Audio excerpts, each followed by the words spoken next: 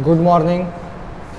Today I will start second module, यानी कि जो आपका लेक्चर होगा आज का वो होगा स्ट्रक्चर एनालिसिस पे। एमसीक्यू कराने वाले हैं। आपका जो एक लेक्चर था यानी कि एक वीडियो था उस पे एमसीक्यू हो गया है। ये आपका क्या है, सेकेंड लेक्चर, यानी कि एमसीक्यू का दूसरा वीडियो है। ठीक है, तो हम स्टार्ट करते हैं। बहुत सारे टॉपिक बच गए थे, एमसीक्यू क्वेश्चन भी बच गया था, ऑब्जेक्टिव थोड़ा सा, उसको आज हम करा देते हैं आपको। ठीक है, स्टार्ट करते हैं फिर पहले क्वेश्चन से।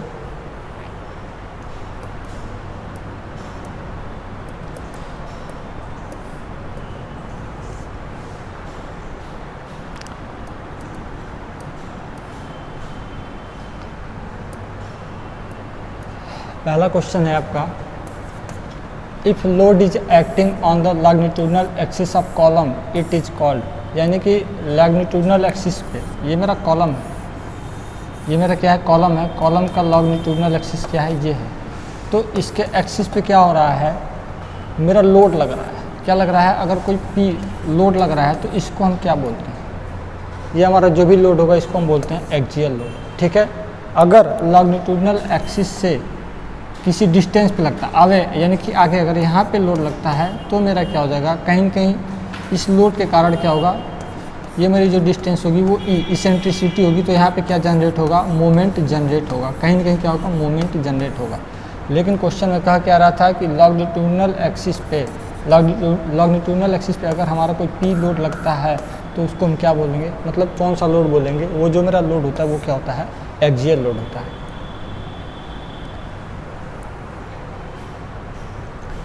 नेक्स्ट क्वेश्चन आपसे कह रहा है, load is acting away from the longitudinal axis of column, यानी कि अवे का मतलब आगे लग रहा है, आगे या पीछे कहीं भी हो सकता है। ये मेरे पास क्या कॉलम है, ये क्या है मेरा, इसका एक्सिस है, लॉन्गिट्यूडनल एक्सिस है। लोड हमारा कहाँ लग रहा है, इस एक्सिस से कहीं दूरी पे लग रहा है, यानी कि यहाँ पे पी लोड लग रहा है। तो ये जो लोड होगा वो कौन सा मेरा लोड होगा, हॉरिजॉन्टल लोड होगा, नहीं होगा, एक्सियल लोड होगा, नहीं होगा, वर्टिकल लोड होगा, नहीं होगा। ये जो लोड होगा वो मेरा कौन सा लोड होगा, इसेंट्रिक लोड होगा। यानी कि इस लोड के कारण ये लोड हमारा कहाँ पे लग रहा है, इस एक्सिस से कहीं कहीं एक्स दूरी पे, इसेंट्रिक डिस्टेंस पे लग रहा है। तो इसको हम कौन सा लोड बोलेंगे, ये जो लोड होगा वो क्या होगा, इसेंट्रिक लोड होगा। ऑप्शन बी जो मेरा है वो, सॉरी ऑप्शन जो सी है वो क्या है, करेक्ट है। नेक्स्ट क्वेश्चन आपसे कह रहा है, the horizontal distance between the longitudinal axis of the column and the line of action of the load is called. Longitudinal axis of column and the line of action of the column is called line of action, यानी कि कहने का मतलब क्या है,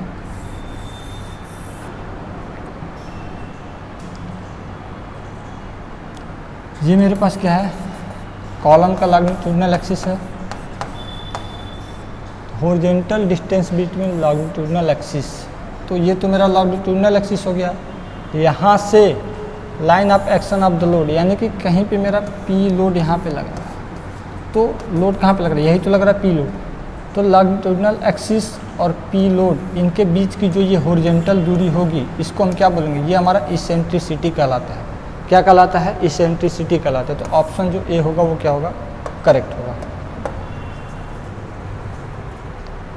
next question क्या कह रहा है, if the column axial load produce, तो एक्सियल लोड के कारण क्या आता है, ये मेरा कॉलम है, ये हमारा क्या है, एक्सिस है, लॉन्गिट्यूडनल एक्सिस है। क्या है, लॉन्गिट्यूडनल एक्सिस है। इसी एक्सिस पे अगर हमारा लोड पी लगता है तो इस लोड के कारण क्या प्रोड्यूस होगा, तो इस लोड के कारण मेरा केवल डायरेक्ट स्ट्रेस प्रोड्यूस होगा।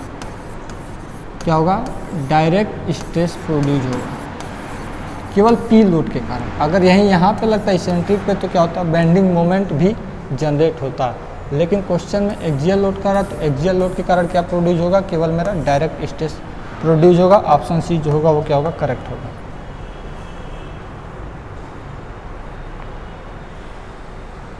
नेक्स्ट क्वेश्चन है, if the column eccentric load produce, यानी कि कॉलम पर अगर इसेंट्रिक लोड प्रोड्यूस होता है, ये कॉलम है, कॉलम का ये क्या है, लॉन्गिट्यूडनल एक्सिस है।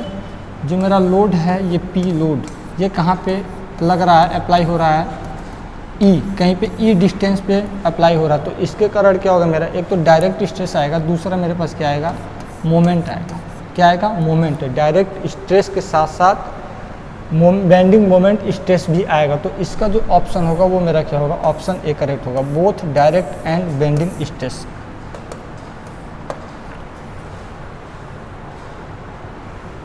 नेक्स्ट क्वेश्चन आपसे कह रहा है फॉर रेक्टेंगुलर सेक्शन के कंडीशन में मैक्सिमम शियर स्ट्रेस पूछ रहा है। तो आपको हमने बताया था रेक्टेंगुलर के केस में जो मैक्सिमम शियर स्ट्रेस होता है वो क्या होता है? वो होता था हमारा P/A ब्रैकेट में 1 + 6E/B। E हमारा क्या होता था? इसेंट्रिक होता था, B चौड़ाई होती थी, A एरिया होता था, P मेरा लोड होता था। तो कौन सा मेरा सही है? 1/P/A 1 + 6E/B, यानी कि ऑप्शन जो ए है मेरा वो क्या है? करेक्ट होगा। P/A ब्रैकेट में 1 + 6E/B। ये किसके लिए है? रेक्टेंगुलर के लिए मैक्सिमम शियर स्ट्रेस की जो वैल्यू होगी।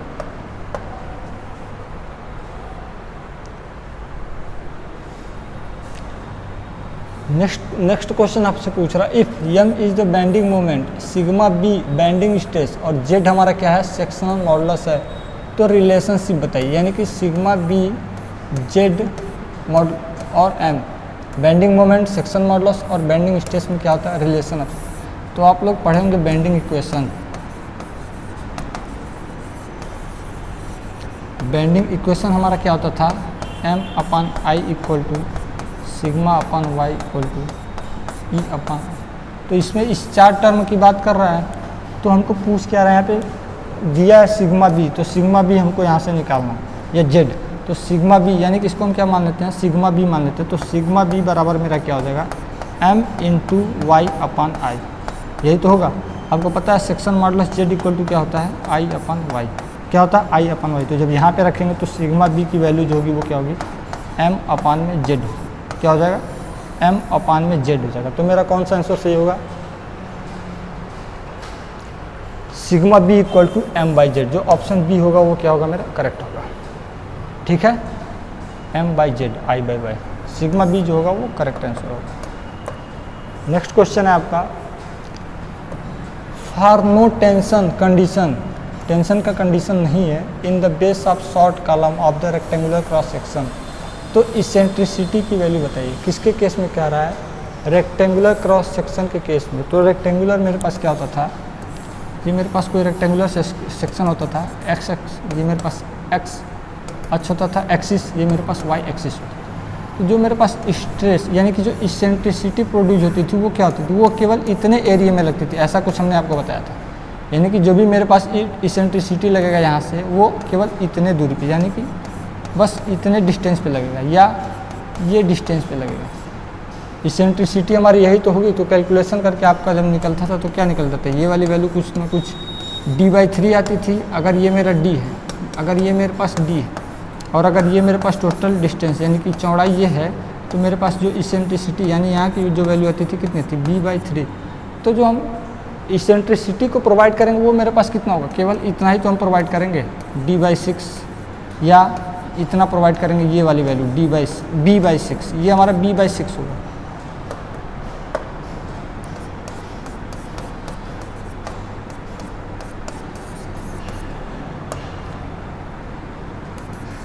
ये मेरे पास कितना होगा? b/6। यही तो इसेंट्रिसिटी प्रोवाइड होगी। ऐसा कुछ हमने आपको बताया था। तो यहाँ पे हमारा फॉर्मूला क्या हो जाएगा? रेक्टेंगुलर का केस है तो रेक्टेंगुलर के केस में हो जाएगा d/6 या b/6। ऑप्शन जो सी होगा वो क्या होगा? करेक्ट होगा। नेक्स्ट क्वेश्चन है आपका सेम टू सेम सर्कुलर के केस में पूछ रहा है। शॉर्ट कॉलम सर्कुलर सेक्शन जब होगा, सर्कुलर सेक्शन के केस में क्या होता था? मेरे पास ये मेरे पास एक्सिस होती थी, टोटल d होता था डायमीटर। तो जो भी मेरे पास ये कितना होता था?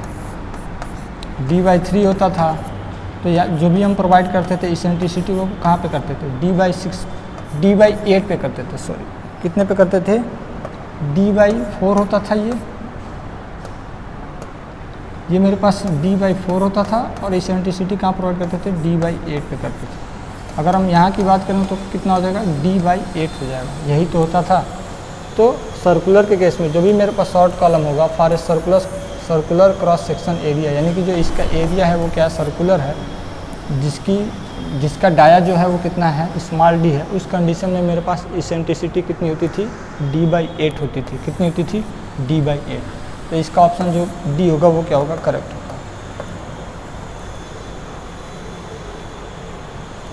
सेम अगर हॉलो सर्कुलर होगा, नेक्स्ट क्वेश्चन में पूछ रहा है, जब शॉर्ट कॉलम पर हॉलो सर्कुलर होगा, तो हॉलो सर्कुलर के केस में भी क्या होता था, जब d/8 ही होता है, आपको पता है, तो हॉलो सर्कुलर के केस में मेरे पास जो फॉर्मूला होता था वो क्या होता है, capital D square plus small D square upon में क्या होता था, 8 कैपिटल इंटू डी, ये होता था जब हॉलो सर्कुलर की बात करें। हॉलो का मतलब क्या हुआ, ये हमारा सर्कुलर हो गया जिसका डाया डी, एक ये सर्कुलर हो जाता था जिसका डाया क्या होता था, स्मॉल डी। तो इनके केस में जब हम कैलकुलेशन करके निकालते थे तो मेरे पास फॉर्मूला क्या आता था, D square plus small D square upon में 8d, यही तो निकल के आता था।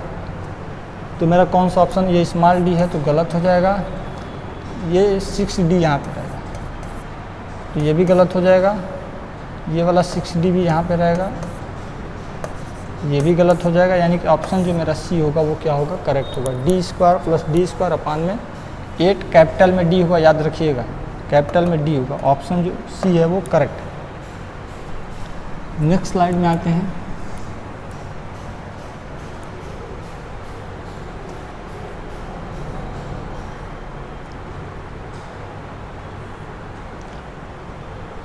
डैम यहाँ पे पूछ रहा है, क्या पूछ रहा है, डैम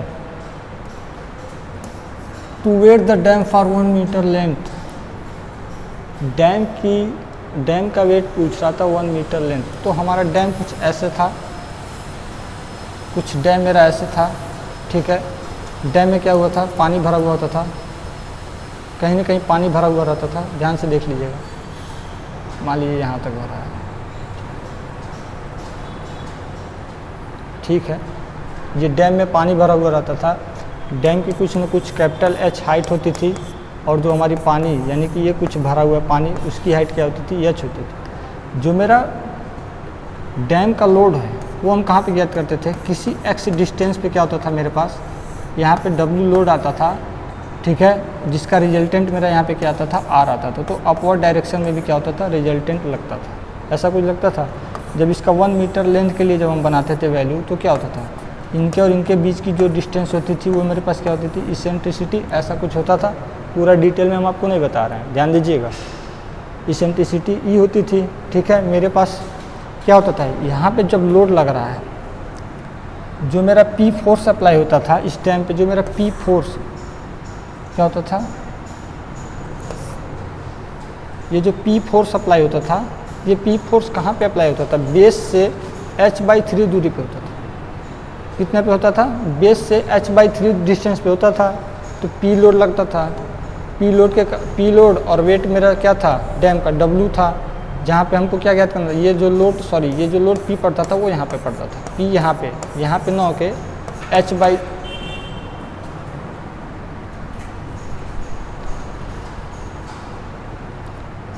P लोड यहाँ पे पड़ता था, कितने डिस्टेंस पे, हाइट होती थी h/3 होती थी। तो यहाँ पे क्या होता था, यहाँ पे हमको कहीं कहीं W वेट निकालना पड़ता था, रिजल्टेंट होता था, अपोजिट डायरेक्शन में हमारा रिजल्टेंट लगता था।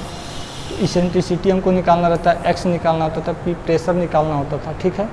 ये मेरा पूरा ऐसा कुछ न कुछ डायग्राम होता था। जब हम आपको डिटेल बताए थे तो वहाँ पे ये सब वैल्यू थी। तो यहाँ से हमको ज्ञात क्या करना है, W, यानी कि W ज्ञात करना है। तो W ज्ञात कैसे करेंगे, तो W का जो फॉर्मूला हम आपको बताए थे, W का जो फॉर्मूला होता था वो क्या होता था, कैपिटल W बराबर P into A plus B/2, यही तो होता था, P into A plus into H/2। ये मेरे पास P नहीं है, ये क्या है, रो, क्या होता था, रो होता,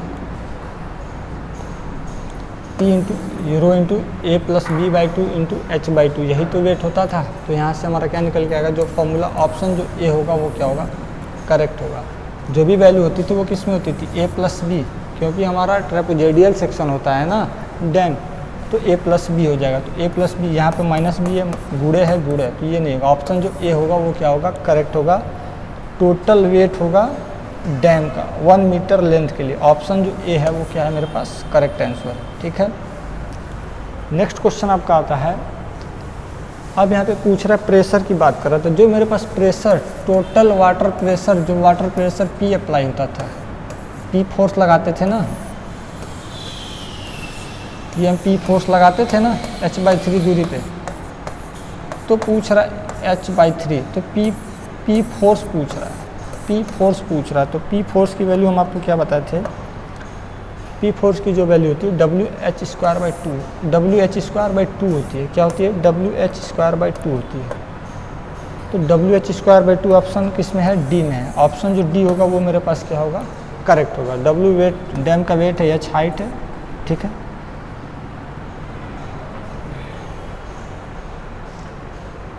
यहाँ पे क्या पूछ रहा है नेक्स्ट क्वेश्चन में, टोटल वाटर प्रेशर जो P हॉरिजॉन्टली अप्लाई होता था वो कितने हाइट पे होता था? ये मेरे पास डैम यही था, जो मेरे पास P लोड ये अप्लाई होता था वो कहाँ पे होता था? h/3 डिस्टेंस पे ही तो होता था। तो कितने पे होता है? From the base of dam, base से कितने हाइट पे होता था? h/3 हाइट पे। तो ऑप्शन मेरा कौन सा सही हो जाएगा? ऑप्शन जो बी होगा वो क्या होगा? करेक्ट हो जाएगा।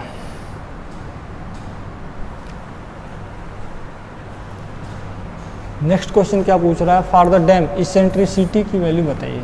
जो हमने आपको पीछे बताया था, तो इसेंट्रिसिटी की वैल्यू क्या निकल के आती थी जब कैलकुलेट करते थे? तो E = D - B/2 क्या निकल के आता था? E = D - B/2। तो मेरा कौन सा ऑप्शन सही होगा? ऑप्शन जो बी होगा वो क्या होगा? करेक्ट होगा। डैम का केस है, इसेंट्रिसिटी E पूछ रहा है, तो यही मेरा आंसर निकल के आएगा। ऑप्शन जो बी होगा वो क्या होगा? करेक्ट।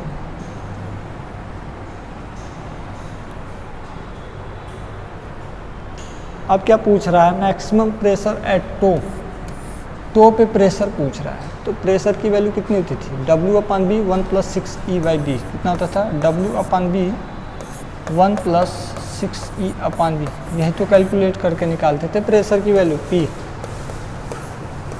प्रेशर की वैल्यू यही निकालते थे ना टो पे। कितना निकल के आता था? W/B 1 + 6E/B। तो हमारा ऑप्शन कौन सा सही होगा? W/B 1 + 6E/B। ऑप्शन जो ए होगा वो मेरे पास क्या होगा? करेक्ट होगा। ये तो गलत हो जाएगा, ये माइनस ये भी गलत हो जाएगा, गुणे है ये भी गलत हो जाएगा। ऑप्शन जो ए होगा ये करेक्ट होगा। यही कैलकुलेशन करके निकल के आता था डैम के कंडीशन में जब आपको पढ़ाया गया था। तो यहाँ पे हम एक्सप्लेन नहीं करेंगे पूरा, फिर हमको डायग्राम बनाना पड़ेगा तो दिक्कत होगी, टाइम ज़्यादा लगेगा। नेक्स्ट क्वेश्चन आपसे पूछ रहा है, total earth pressure in retaining वाल। तो रिटेनिंग वाल के कंडीशन में, सॉइल में भी आप लोग रिटेनिंग वाल नहीं, सॉइल में नहीं पढ़ेंगे, सो में पढ़े होंगे। सो में रिटेनिंग वाल के लिए जो हमारा W की वैल्यू आती थी वो कितनी आती थी? WH²/2 अपान में हमारा क्या होता था? 1 - sin phi, 1 - इंटू में 1 - sin phi अपान में 1 + sin phi। यही होता था। P = WH²/2 इंटू में 1 - sin phi अपान में 1 + sin phi। ये हमेशा हम किसका केस लेके चलते हैं? एक्टिव का लेके चलते हैं। किसका लेके चलते हैं? एक्टिव का केस लेके चलते हैं। तो इस वाले फॉर्मूले में मेरा आंसर क्या था? WH²/2 1 प्लस है तो गलत है, यहाँ पे कॉस आ जा रहा है, ये भी गलत है। नेक्स्ट जो है आपका WH²/2 1 - sin phi अपान में 1 + sin phi, ये कॉस है, ये भी गलत हो जाएगा। तो ऑप्शन जो मेरे पास सी था, सी है वो क्या है? करेक्ट। ऑप्शन जो सी है वो क्या है? करेक्ट।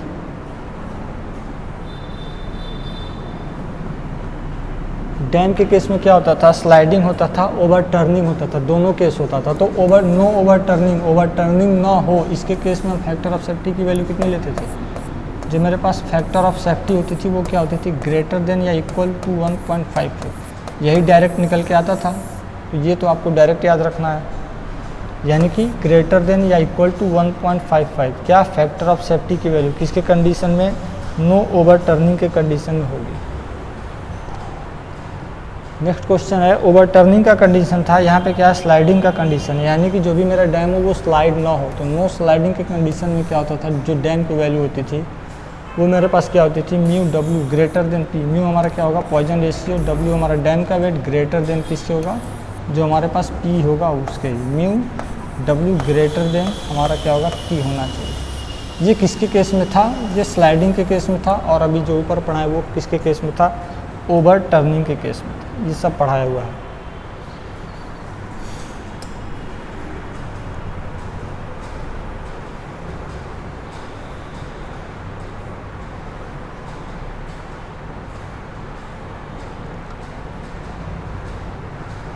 फ्रेम का तो क्वेश्चन हमको नहीं मिला है, इसलिए उसका ज़्यादा क्वेश्चन है नहीं, लेकिन आपको समझा दे रहे हैं यहाँ पे।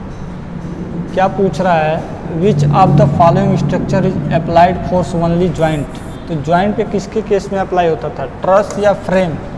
तो जो भी मेरे पास ट्रस होता था वो कैसा होता था,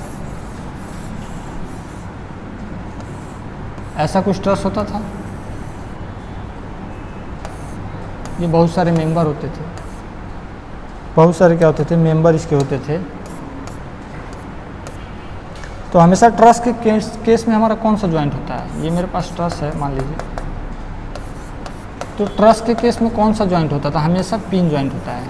क्या होता है, ट्रस के केस में हमेशा क्या होता है, पिन या हिंज ज्वाइंट। कौन सा होता है, पिन या हिंज ज्वाइंट। ट्रस पे हमेशा लोड कहाँ पे एक्ट होता है, हमेशा जो लोड होता है पी, वो कहाँ पे होता है, पिन ज्वाइंट पे ही होता है या हिंज ज्वाइंट पे होता है। ठीक है, तो क्वेश्चन में आपसे क्या पूछ रहा है, जो भी मेरा स्ट्रक्चर है, स्ट्रक्चर में जो भी अप्लाई फोर्स होगा एट द ज्वाइंट पे, ज्वाइंट के कंडीशन में क्या होता है, ट्रस जो होता है उसी के कंडीशन में हमारा जो भी लोड अप्लाई होगा वो ज्वाइंट पे होगा। लेकिन फ्रेम के कंडीशन में क्या होता है, अभी बता दे रहा है इसके बाद फ्रेम के कंडीशन में क्या होता है। यहाँ पे क्या पूछ रहा है, which types of forces are subjected in frame. तो फ्रेम के कंडीशन में क्या होता था, फ्रेम क्या होता था, फ्रेम जो मेरा होता था वो वर्टिकल और हॉरिजॉन्टल मेंबर से मिल करके बना होता है। ये मेरे पास वर्टिकल मेंबर हो गया, ये मेरे पास क्या हो गया, हॉरिजॉन्टल मेंबर हो गया। क्या हो गया, हॉरिजॉन्टल मेंबर हो गया। ठीक है, इन्हीं से मिल करके क्या होता है, ये मेरे पास वर्टिकल मेंबर फ्रेम बनता है। तो फ्रेम के ये जो बीम है, बीम और कॉलम दोनों पे क्या होता है, मेरा लोड अप्लाई होता है।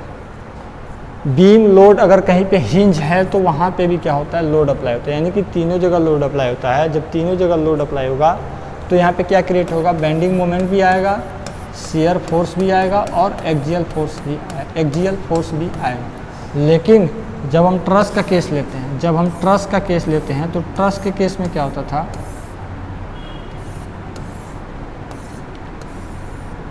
ट्रस के केस में ये पिन जॉइंट होता था। तो यहाँ पे केवल हमारा क्या होता था, एक्सियल फोर्स अप्लाई होता है। क्या होता है, एक्सियल फोर्स अप्लाई होता है। बेंडिंग मोमेंट यहाँ पे क्या होता है, बेंडिंग मोमेंट इस केस में क्या होता है, ट्रस के केस में जो हमारा पिन जॉइंट पे अगर लोड अप्लाई हो रहा है तो बेंडिंग मोमेंट क्या होता है, जीरो होता है। क्वेश्चन में क्या पूछ रहा है, फ्रेम स्ट्रक्चर के लिए पूछ रहा है। फ्रेम स्ट्रक्चर में कौन सा फोर्स अप्लाई होता है, शेयर फोर्स भी होता है, बेंडिंग मोमेंट भी होता है, एक्सियल फोर्स भी होता है। यानी कि जो ऑप्शन डी है वो क्या है, मेरा करेक्ट है। All the above is correct. यहाँ पे क्या कर रहा है, which types of force are subjected in truss. तो ट्रस में हमारा कौन सा फोर्स अप्लाई होता है, बेंडिंग मोमेंट होता नहीं है, बेंडिंग मोमेंट होता नहीं है, ये गलत। यानी कि ऑप्शन ए यहाँ से करेक्ट हो जाएगा। जब बेंडिंग मोमेंट है ही नहीं तो इसको तो काट दो, इसको भी काट दो, तो ऑप्शन ए ही दिख रहा है। तो ऑप्शन ए क्या हो जाएगा, ट्रस के कंडीशन में सी हो जाएगा। नेक्स्ट आपसे पूछ रहा है, which types of structure is made of A number of member. यानी कि बहुत सारे नंबर ऑफ मेंबर से हमारा कौन सा स्ट्रक्चर तैयार होता है, इस ऑप्शन में आपको बताना है। तो बीम तो सिंगल ही होता है मेरे पास, ये नॉर्मली बीम हो गया। कॉलम की बात करेंगे तो कॉलम वर्टिकल होता है, ये मेरे पास कॉलम हो गया। लेकिन अगर हम ट्रस की बात करें तो ट्रस मेरा क्या होता है, ट्रस मेरा ये इंक्लाइन मेंबर से क्या होता है, इंक्लाइन मेंबर भी यहाँ पे होंगे, कहीं कहीं इंक्लाइन मेंबर होंगे। देखा जाए तो ये हॉरिजॉन्टल मेंबर भी है, और ट्रस में देखा जाए तो यहाँ पे कहीं कहीं वर्टिकल मेंबर भी अप्लाई होते हैं। तो बहुत सारे नंबर्स ऑफ मेंबर्स से जो भी मेरा स्ट्रक्चर मेड होगा उसको हम क्या बोलते हैं, ट्रस बोलते हैं। तो ऑप्शन जो सी है वो क्या है, करेक्ट है। नेक्स्ट क्वेश्चन आपसे पूछ रहा है, which of the following assumption are correct for the analysis of plane truss. तो ट्रस के कंडीशन में क्या होता था, ट्रस के कंडीशन में पिन ज्वाइंट होता था। ये मेरे पास क्या है, ट्रस है, सपोर्ट है। ट्रस के कंडीशन में ज्वाइंट हमारा क्या होता था, केवल पिन ज्वाइंट होता था। लोड कहाँ अप्लाई होता था, लोड हमारा केवल पिन ज्वाइंट पे ही अप्लाई होता था, यही तो है। तो ज्वाइंट हमारा क्या होता है, पिन ज्वाइंट ओनली होता है। पिन कहिए या हिंज बोलिए, दोनों बात बराबर है। Pin joint, hinge joint, load हमारा कहाँ अप्लाई होता है, केवल ज्वाइंट पे, ओनली यहाँ पे आगे लिखा हुआ है। जब ये दोनों कंडीशन लागू हो गया तो ट्रस्ट हमारा क्या हो जाएगा, ट्रस्ट इज परफेक्ट है, यानी कि ऑप्शन जो डी होगा वो मेरे पास क्या होगा, ऑप्शन डी करेक्ट होगा।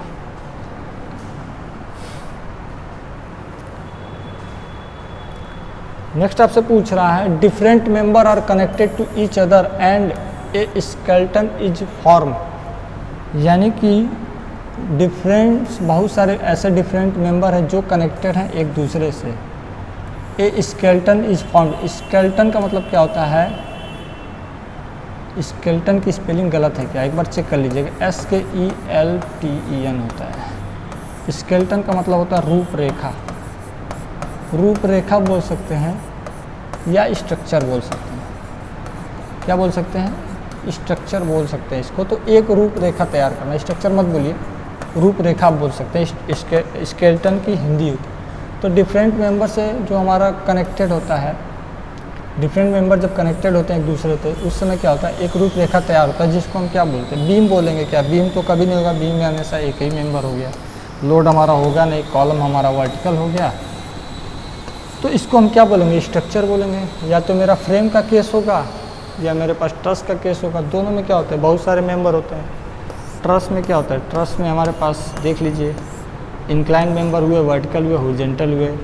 और अगर हम फ्रेम की बात करें तो फ्रेम के कंडीशन में क्या होगा, ये मेरे पास क्या होगा, ये वर्टिकल मेंबर हो गया, वर्टिकल मेंबर हॉरिजॉन्टल मेंबर हो गया। यहाँ पे अगर हम बात करें ये भी वर्टिकल हो गया, ये मेरे पास हॉरिजॉन्टल मेंबर हो गया। इनसे हमारा जो तैयार हो गया ये क्या हो गया, ये भी स्ट्रक्चर हो गया। बिल्डिंग बनाते हैं तो बिल्डिंग में क्या होता है, बीम भी होता है, कॉलम होता है, स्लैब होता है, देखा जाए तो इन तीनों को मिला करके क्या होता है, एक स्ट्रक्चर मेरे पास तैयार होता है ना प्रॉपर तरीके से, तो उसी को हम क्या बोलते हैं, स्ट्रक्चर बोलते हैं। तो ऑप्शन जो सी होगा इस वाले क्वेश्चन का वो क्या होगा, करेक्ट होगा।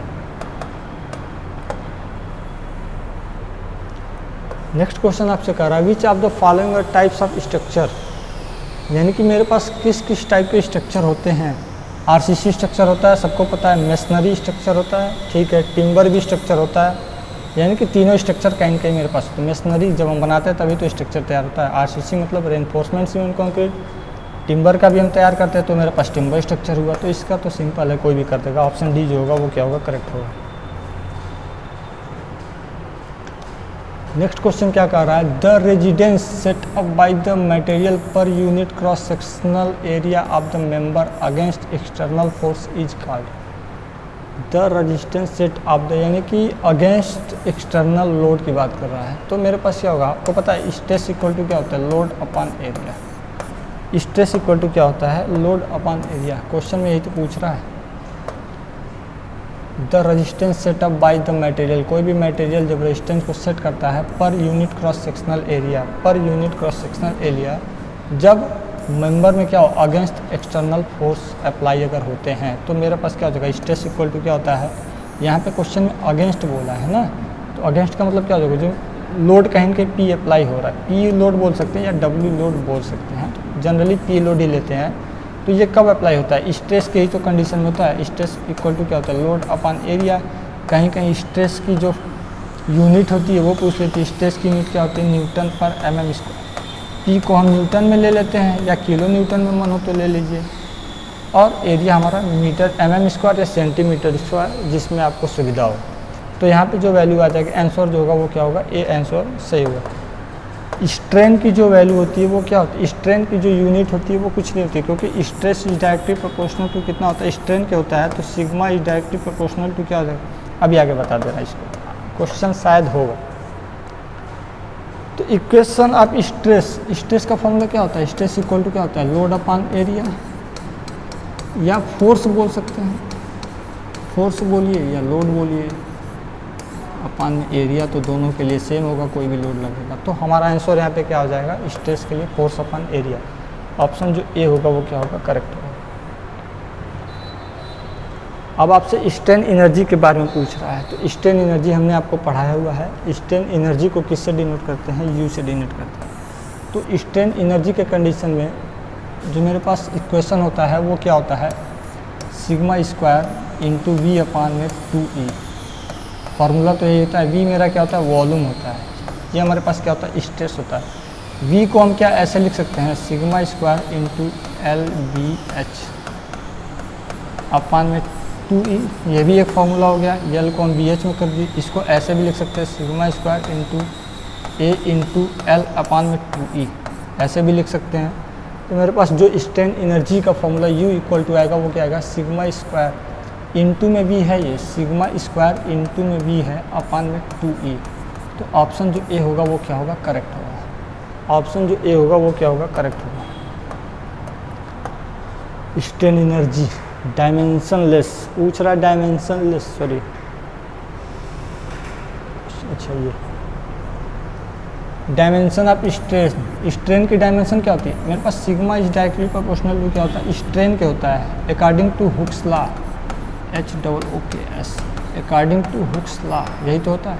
तो अगर प्रोपोर्शनल को हटाएंगे तो यहाँ पे क्या आ जाता था, modulus of elasticity into strain, strain की वैल्यू निकालेंगे तो क्या होता है, सिग्मा अपान में ई हो जाएगा इलास्टिसिटी। तो सिग्मा की वैल्यू किस में होती है, न्यूटन पर mm स्क्वायर, और मॉडुलस ऑफ इलास्टिसिटी की वैल्यू किस में होती है, न्यूटन पर mm स्क्वायर। न्यूटन से न्यूटन कट जाएगा, mm से mm, मतलब ऐसे न्यूटन पर mm स्क्वायर, ये वाली वैल्यू और ये वाली वैल्यू को जब ऊपर ले जाएंगे तो कितना हो जाएगा, mm स्क्वायर अपान में न्यूटन हो जाएगा। तो न्यूटन से न्यूटन, mm स्क्वायर से mm स्क्वायर कैंसिल हो जाएगा। तो स्ट्रेन की कोई यूनिट नहीं होती, स्ट्रेन की कोई यूनिट नहीं होती है, स्ट्रेन हमेशा नो यूनिट में होता है। तो इसका जो ऑप्शन होगा वो क्या होगा, डायमेंशनलेस। ऑप्शन जो डी होगा वो क्या होगा, करेक्ट होगा। पूछ रहा है टेंसाइल स्ट्रेन, स्ट्रेन हमारे पास क्या होता है, strain is the ratio of क्या होता है, चेंज इन लेंथ अपान में ओरिजिनल लेंथ, यही तो फॉर्मूला होता है।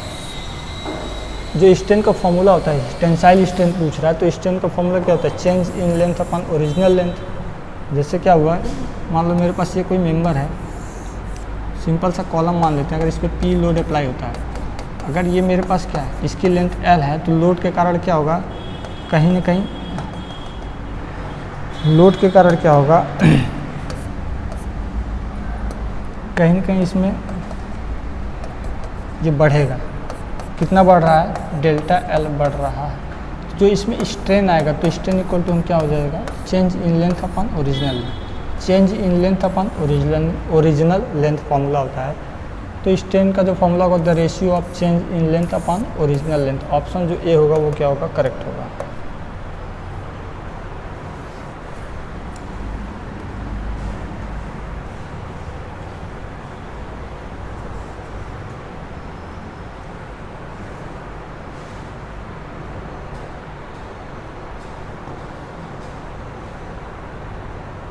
ये दिख रहा है, विजिबल है,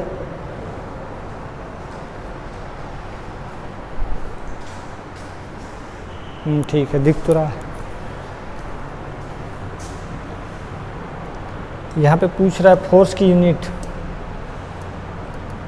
क्या पूछ रहा है, फोर्स की यूनिट। तो फोर्स की यूनिट हमारे पास क्या होती है, फोर्स की SI यूनिट क्या होती है, फोर्स की SI यूनिट हमारे पास होती है न्यूटन होती है। क्या होता है, न्यूटन होता है। तो ऑप्शन भी सही, ये तो ईजी है, कोई कर ले जाएगा, कोई दिक्कत नहीं है। नेक्स्ट क्वेश्चन पूछ रहा है, the property by which a body return to its original shape after removing of force is called. यानी कि मेरे पास कोई भी ये बॉडी है, अगर इस पर हम टेंसाइल लोड लगा रहे P, तो इस लोड के कारण क्या होगा, बॉडी में कहीं कहीं पहले मेरा L था, अब क्या हुआ, कहीं कहीं इतना इंक्रीज हुआ। तो जब लोड हटाएंगे, लोड हटाने के बाद ये जो बॉडी है वो तुरंत लोड हटाने के बाद क्या होगी, अपने ही शेप में आ जाएगी। तो इसको हम क्या बोलते हैं, इसको हम बोलते हैं इलास्टिसिटी बोलते हैं। और अगर मेरे पास अगर कोई बॉडी है, मेरे पास कोई बॉडी है, अगर हम टेंसाइल लोड P लगा रहे हैं, तो लोड लगाने के कारण क्या होगा, इसमें कहीं न कहीं इंक्रीमेंट होगा, कहीं न कहीं मेरा इतना जो भी मेरे पास ये एरिया है L लेंथ का, वो कहीं न कहीं इंक्रीज हुआ, डेल्टा L हुआ। अब हम क्या करेंगे, जब लोड हटाएंगे तो लोड हटाने के बाद भी जो भी मेरा लेंथ होगा वो सेम यही लेंथ रहेगा। तो इसको क्या बोलेंगे, यानी कि ये अपने ओरिजिनल शेप में नहीं आ पा रहा है। जब ओरिजिनल शेप में नहीं आ पाएगा तो इसको हम क्या बोलेंगे, प्लास्टिसिटी बोलते हैं। क्या बोलते हैं, प्लास्टिसिटी बोलते हैं। Which law is also called elasticity law, हम किसको बोलते हैं, हुक्स लाई को तो बोलते हैं। बर्नौली किस में होता है, law of conservation of energy.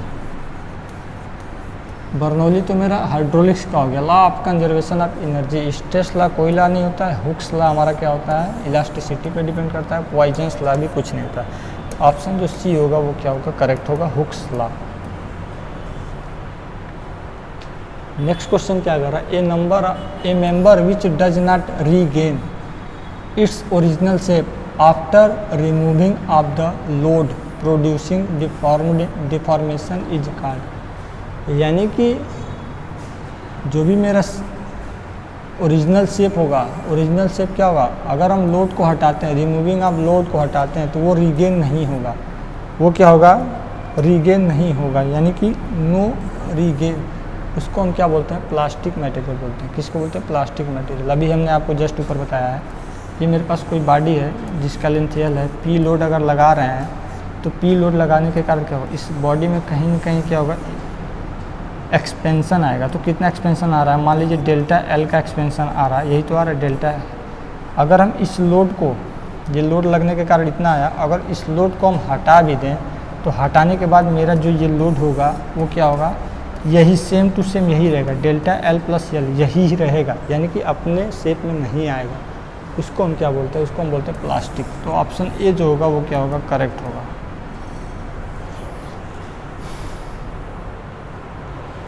Factor of safety is defined as the ratio of. तो फैक्टर ऑफ सेफ्टी होता क्या है, पहले ये समझ लीजिए। फैक्टर ऑफ सेफ्टी क्या होता है, जैसे क्या हुआ, हम कोई भी स्ट्रक्चर तैयार कर रहे हैं,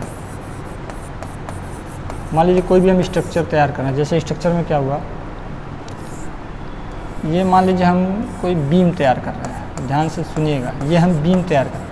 तो इस बीम पे हम डिजाइनिंग जब करेंगे तब डिजाइन के कंडीशन में इस बीम पे अगर हम लोड अप्लाई कर रहे हैं कितना, 50 किलो न्यूटन का। लेकिन जब हम बिल्डिंग बनाने जा रहे हैं, जब हम बिल्डिंग बनाने जा रहे हैं उस समय बीम तो यही होगा, उस समय इस बीम पे हम क्या करेंगे, लोड कितना अप्लाई कर रहे हैं, 45 किलो न्यूटन का, 45 किलो न्यूटन का कर रहे हैं। ठीक है, जब डिजाइनिंग किया हम तो 50 किलो न्यूटन का लगा रहे थे, लेकिन जब अब हम बनाने जा रहे हैं बीम तो उस कंडीशन में 45 किलो न्यूटन का अप्लाई कर रहे हैं। तो यहाँ पे हो क्या रहा है, पहले तो हम 50 का यानी कि मैक्सिमम लोड दे रहे थे, लेकिन हमको ये लगा कि मेरा 45 किलो न्यूटन लोड पर ही बीम क्या करेगा, बियर कर लेगा, यही मेरे लिए मैक्सिमम है जब हम बीम को बनाने जा रहे हैं तब। ठीक है, तो यहीं से हम फैक्टर ऑफ सेफ्टी निकाल लेते हैं। तो फैक्टर ऑफ सेफ्टी बराबर मेरा क्या हो जाता है, फैक्टर ऑफ सेफ्टी आप ये बोल सकते हैं डिजाइन लोड बोल सकते हैं, या अल्टीमेट लोड बोल सकते हैं, अल्टीमेट लोड बोल सकते हैं, यही तो होगा। अपान में क्या हो जाएगा, वर्किंग लोड। हम अब काम कितने पे कर रहे हैं, 45 पे ही तो कर रहे हैं, तो काम कितने पे कर रहे हैं, 45 पे कर रहे हैं, तो ये मेरा क्या हो जाएगा, वर्किंग लोड हो जाएगा। या तो डिजाइन बोलिए या अल्टीमेट लोड बोलिए, अपान में क्या हो जाएगा, वर्किंग लोड हो जाएगा। ये डिजाइन लोड और वर्किंग लोड, अल्टीमेट लोड दोनों सेम है, डिवाइड बाई वर्किंग लोड।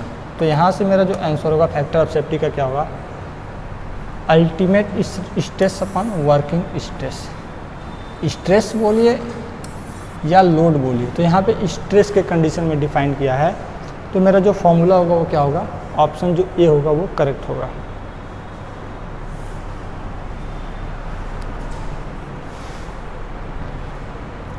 यहाँ पे पूछ रहा है स्ट्रेन एनर्जी की वैल्यू बताइए। Strain energy stored in a body due to gradually applied load.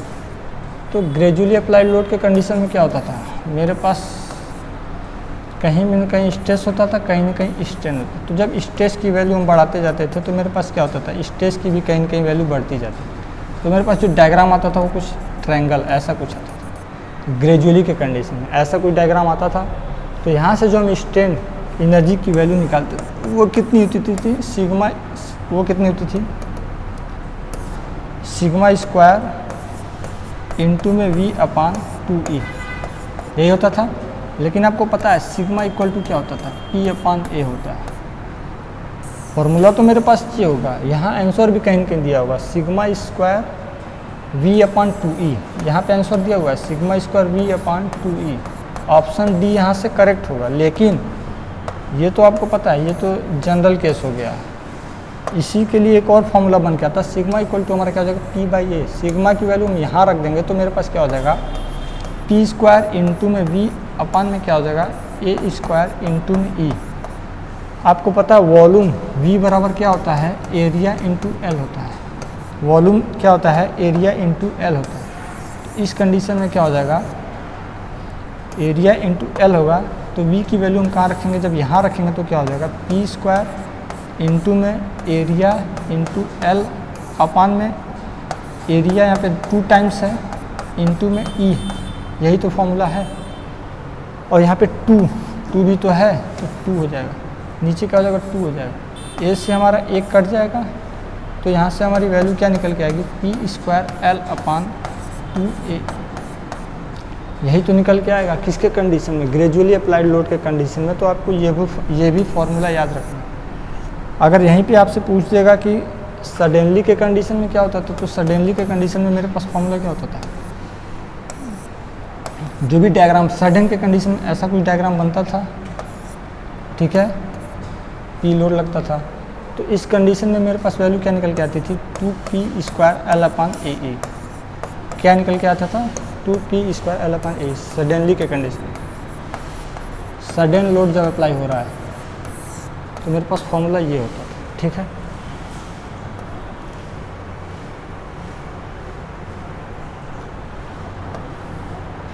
ये याद रखिएगा, शायद क्वेश्चन में है नहीं, यहाँ पे होगा तो देखते हैं। ये याद रखिएगा फॉर्मूला। नेक्स्ट क्वेश्चन क्या पूछ रहा है, स्ट्रेन एनर्जी, कहीं कहीं स्ट्रेन एनर्जी स्टोर्ड होगी, कब होगा, मैक्सिमम जब होगा, elastic limit. Strain energy maximum, strain energy stored at elastic limit, जब मैक्सिमम होगा। मैक्सिमम के कंडीशन में मेरा क्या होता है, प्रूफ रेजिलेंस होता है। लेकिन अगर केवल स्ट्रेन एनर्जी स्टोर होगा, जो भी मेरे पास स्ट्रेन एनर्जी आएगी, स्ट्रेन एनर्जी आती कब है, स्ट्रेन होता क्या, ये तो आपको पता ही होगा ना। जैसे क्या हो, ये मेरे पास बीम है, अगर इस पर हम पी लोड अप्लाई कर रहे हैं तो लोड अप्लाई होने के कारण क्या होता है, इसमें कहीं न कहीं डिफॉर्मेशन आ जाएगा, हो सकता है डिफ्लेक्शन आ जाए, हो सकता है ये वाली वैल्यू बढ़ जाए लोड के कारण, कहीं न कहीं इसमें चेंजमेंट आ जाएगा, डिस्प्लेसमेंट आ जाएगा, उसी को तो हम स्ट्रेन बोलते हैं। तो ये जो चेंजमेंट आ रहा है तो कहीं न कहीं ये लोड को कुछ लिमिट तक ये मेरा बीम बियर करता होगा ना, लोड को कुछ लिमिट तक कहीं न कहीं ये लोड मेरे पास ये मेरे पास जो बीम है ये क्या करता होगा, बियर करता होगा ना। तो उसी को हम क्या बोलते हैं, एनर्जी बोलते हैं, स्ट्रेन एनर्जी बोलते हैं। उसके बाद ही तो मेरा डिफ्लेक्शन होगा या डिफॉर्मेशन होगा या चेंजमेंट होगा बीम में, उसी को हम क्या बोलते हैं, स्ट्रेन एनर्जी बोलते हैं। तो यहाँ पे मैक्सिमम स्ट्रेन एनर्जी के कंडीशन में जो मेरा फॉर्मूला होगा वो क्या होगा, प्रूफ रेजिलेंस होगा। नेक्स्ट आपका आता है the strain energy stored in a body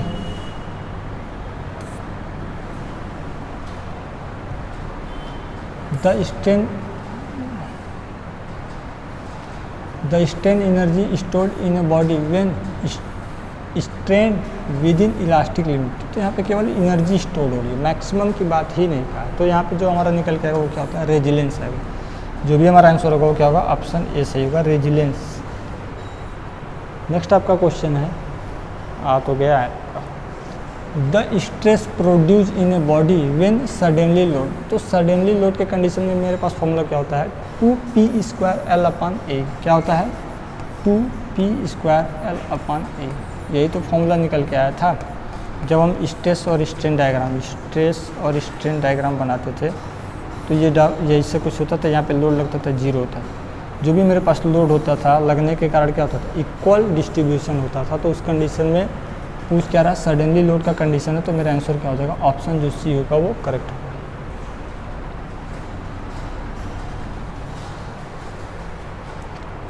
next आपसे पूछ रहा है यंग मॉडुलस। यंग मॉडुलस में भी defined as the ratio of. तो यंग मॉडुलस का रेशियो क्या होता है, अभी हमने आपको बताया, stress equal is directly proportional to modulus of stress is directly proportional to strain. तो अगर हम डायरेक्टली प्रोपोर्शनल को हटाएंगे तो स्ट्रेस हमारा क्या हो जाएगा, इक्वल टू हो जाएगा मॉडुलस ऑफ इलास्टिसिटी इनटू में स्ट्रेन हो जाएगा। तो यहाँ से पूछ क्या रहा है, मॉडुलस, यंग मॉडुलस, यानी कि ई बराबर मेरे पास क्या निकल के आएगा, स्ट्रेस अपान स्ट्रेन। क्या निकल के आएगा, स्ट्रेस अपान में स्ट्रेन, यही तो निकल के आएगा। तो मेरे पास ऑप्शन इसका कौन सा करेक्ट हो जाएगा, ऑप्शन जो ए होगा वो करेक्ट होगा। ऑप्शन जो ए होगा वो क्या होगा, करेक्ट होगा।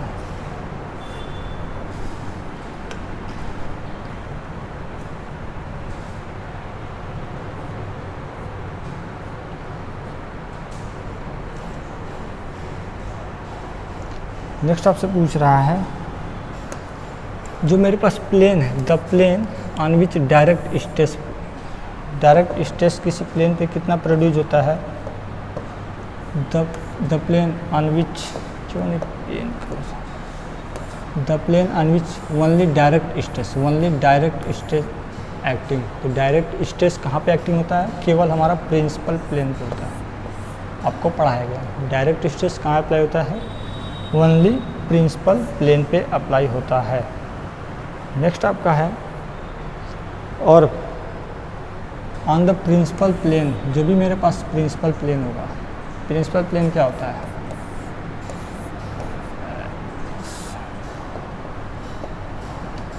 जो भी मेरे पास प्रिंसिपल प्लेन होगा, प्रिंसिपल प्लेन पे शेयर स्ट्रेस की जो वैल्यू होती है वो क्या होती है, जीरो होती है। क्या होती है, जीरो होती है।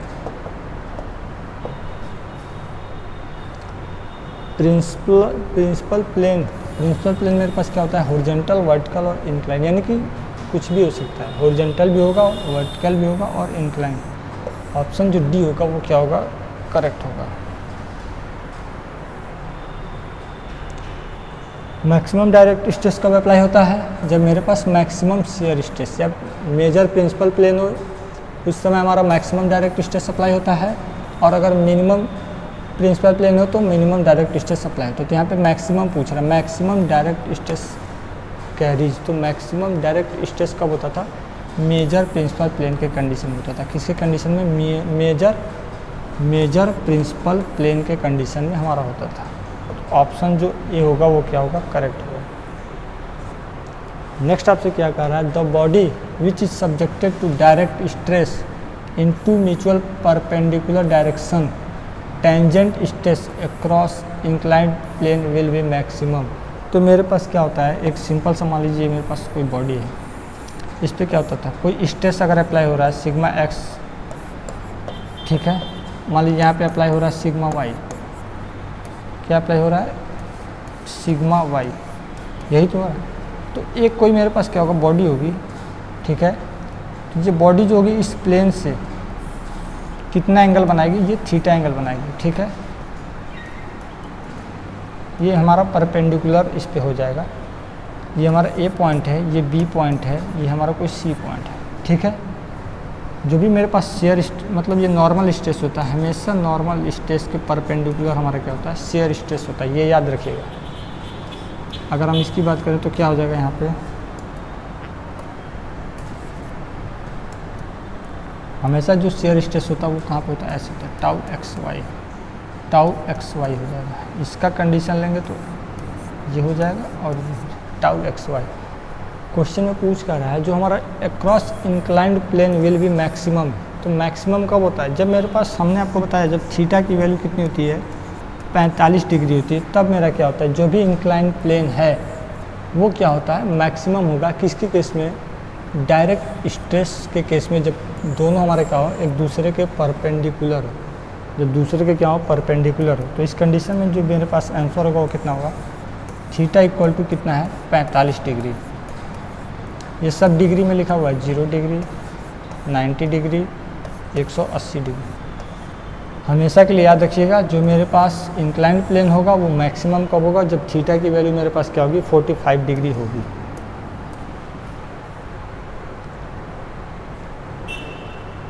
तो अभी जो हमने आपको बताया वहाँ से अगर नॉर्मल स्ट्रेस यानी कि इंक्लाइन के केस में, तो इंक्लाइन के केस में कहीं ना कहीं थीटा आएगा। तो आपको फॉर्मूला बताया गया, जो नॉर्मल स्ट्रेस की वैल्यू होती है वो कितनी निकल के आती थी, सिग्मा 1 माइनस नॉर्मल स्ट्रेस। तो हमेशा नॉर्मल स्ट्रेस प्लस में आता था, कितना आता था, sigma 1 plus sigma 2/2 plus sigma 1 minus sigma 2/2 into में क्या होता था, cos 2 theta, cos 2 theta, plus में क्या होता था, टाउ साइन 2 थीटा। किसके केस में होता था, नॉर्मल स्ट्रेस के केस में होता था। Sigma 1 plus sigma 2/2 plus sigma 1 minus sigma 2/2 into में कॉस 2 थीटा प्लस में टाउ साइन 2 थीटा। तो यहाँ से आंसर मेरा क्या हो जाएगा, ये बीच में माइनस है इसको हटा दीजिए, सिग्मा 1 माइनस सिग्मा 2/2 प्लस ये प्लस है इसको भी हटा दीजिए, sigma 1 plus sigma 2/2 plus sigma 1 minus sigma 2/2 2 cos theta minus ये भी हटा दीजिए, sigma 1 plus sigma 2/2 plus sigma 1 minus sigma 2/2 cos 2 theta plus में साइन 2 थीटा। ऑन आंसर जो मेरा डी होगा वो क्या होगा, करेक्ट होगा। आंसर जो डी होगा वो मेरे पास क्या होगा, करेक्ट होगा। पता नहीं किसका स्मेल आ रहा है, क्या बताएं, पकौड़ी का। The equation of tangent stress on the inclined plane. Tangent का जो फॉर्मूला होता है सिग्मा टी, यहाँ पे थोड़ा माइनस हो जाता था ना, सिग्मा टी के कंडीशन में फॉर्मूला क्या होता था, sigma 1 plus sigma 2/2 into sine 2 theta plus cos 2 theta, ये होता है ना साइन 2 थीटा। सिग्मा टेंजेंट का केस है ना, तो टेंजेंट के केस में क्या होता था, माइनस हो जाती थी वैल्यू। तो सिग्मा टी इक्वल टू क्या हो जाएगा, sigma 1 minus sigma 2/2 cos 2 theta sine 2 theta sine 2 theta plus tangent के केस से, तो कितना हो जाएगा, माइनस में टाउ कॉस 2 थीटा, यही तो निकल के आता था जब कैलकुलेशन करते थे। तो टेंजेंट के केस में फॉर्मूला क्या है, सिग्मा 1 माइनस सिग्मा 2/2 प्लस है, ये दोनों कैंसिल हो जाएगा, sigma 1 minus sigma 2/2 sigma 1 minus into में साइन 2 थीटा इंटू में साइन 2 थीटा माइनस में टाउ कॉस 2 थीटा। तो यहाँ पे प्लस है, ये गलत हो जाएगा, ये वाला जो आंसर ऑप्शन जो ए होगा ये क्या होगा, करेक्ट होगा। किसके केस में, टेंजेंशियल स्ट्रेस सिग्मा टी के केस में। प्लेन मेरा क्या हो, इंक्लाइंड है। आपसे क्वेश्चन में ये भी पूछ सकता है, जो भी मेरे पास थीटा की वैल्यू है वो 45 डिग्री, आपसे ये पूछ सकता है टेंजेंशियल स्ट्रेस की वैल्यू बताइए जब मेरे पास थीटा इक्वल टू क्या हो, थीटा इक्वल टू क्या हो जब मेरे पास 45 डिग्री हो, उस कंडीशन में टेंजेंट स्ट्रेस की वैल्यू बताइए। तो थीटा की वैल्यू 45 है, तो साइन 2 थीटा, यहाँ पे अगर थीटा रखेंगे तो साइन 90 का मान मेरे पास क्या हो जाएगा, साइन 90 का मान मेरे पास 1 हो जाएगा, और कास 90 का मान मेरे पास कितना होता है, 0 होता है। तो ये वाला तो कैंसिल हो जाएगा, ये हमारा क्या 1 बचेगा। तो यहाँ से नॉर्मल स्ट्रेस की जो वैल्यू आएगी सिग्मा 1 माइनस सिग्मा 2/2, जो हमारा ये टेंजेंट स्ट्रेस है, टेंजेंट स्ट्रेस की वैल्यू कितनी आएगी, सिग्मा 1 माइनस सिग्मा 2/2। आपसे याद रखिएगा, यहाँ पे पूछ सकता है, या एक क्वेश्चन और बन सकता है अभी जस्ट एबव वाले में, ऊपर वाले में। यहाँ से क्या है, यहाँ भी आपसे पूछ सकता है नॉर्मल स्ट्रेस की वैल्यू बताइए इंक्लाइंड प्लेन, जब मेरा प्लेन इंक्लाइंड हो और थीटा की जो वैल्यू है वो क्या है, 45 डिग्री है।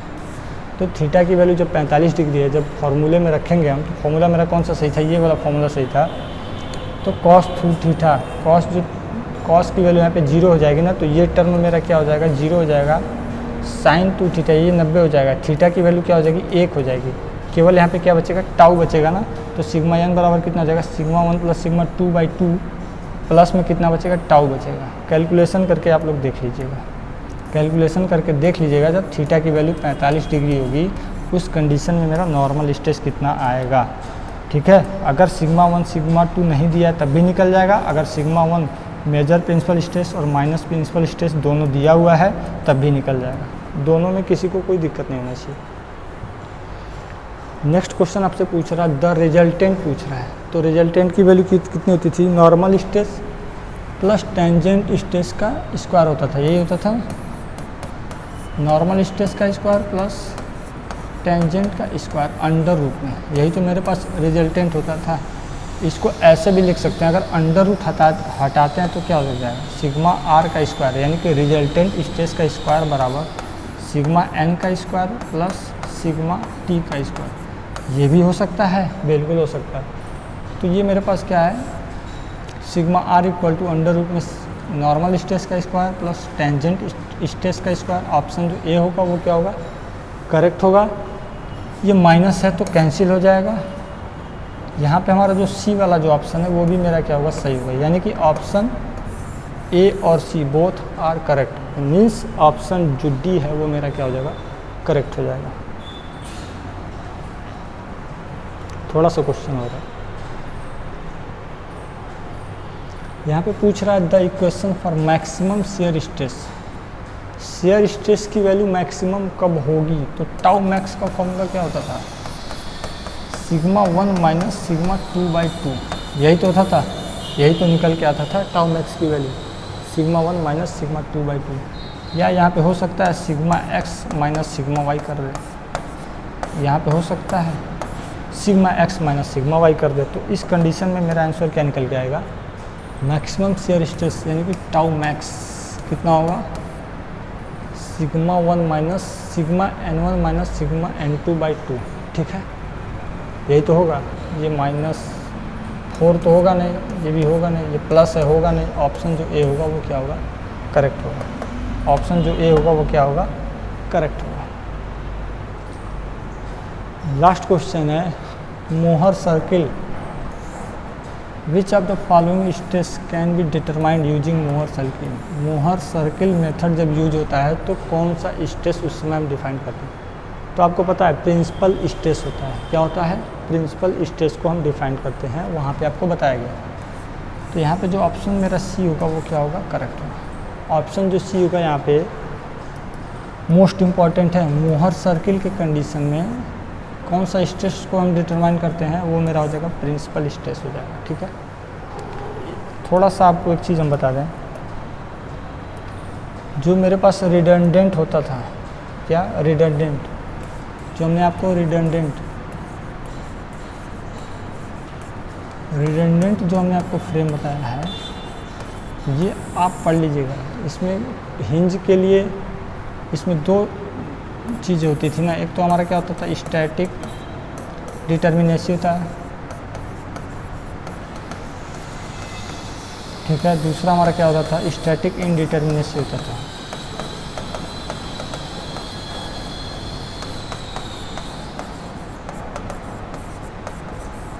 NNCY, ये स्पेलिंग देख लीजिएगा, कोई दिक्कत नहीं है स्पेलिंग में। तो स्टैटिक डिटर्मिनेसी का होता है जब मेरे पास equation of static equilibrium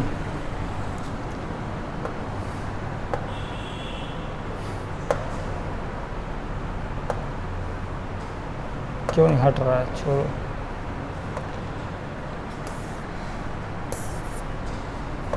static determinacy कब होता है? जब मेरे पास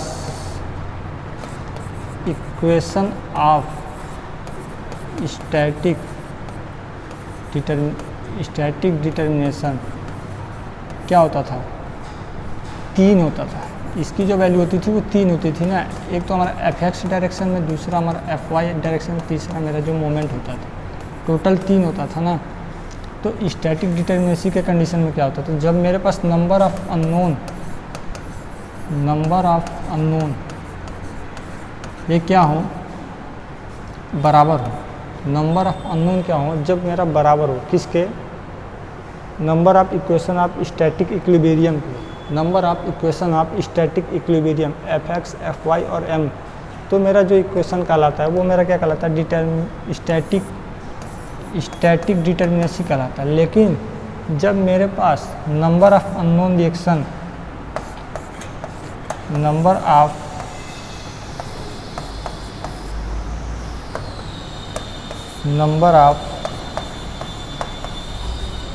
अननोन रिएक्शन